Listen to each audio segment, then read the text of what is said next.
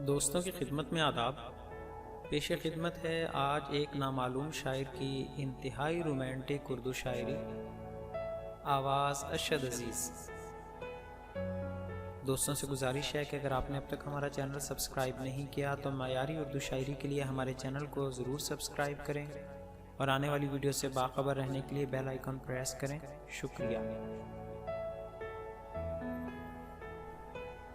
नज़र तेरी यूं उतार जाएं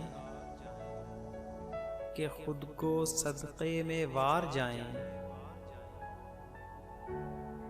सो अब अनाओं को दफन करके किसी के आगे तो हार जाएं। जो जिंदगानी के पल बचे हैं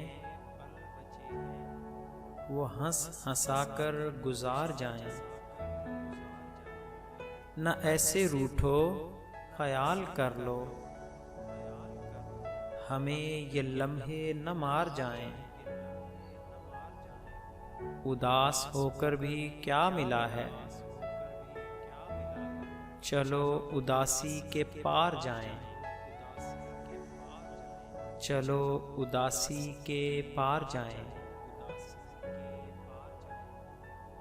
नज़र तेरी यूं उतार जाएं कि खुद को सदक़े में वार जाएं, सो अब अनाओं को दफन करके किसी के आगे तो हार जाएं।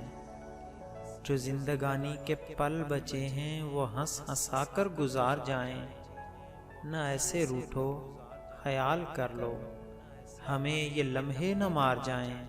उदास होकर भी क्या मिला है, चलो उदासी के पार जाएं। चलो उदासी के पार जाएं।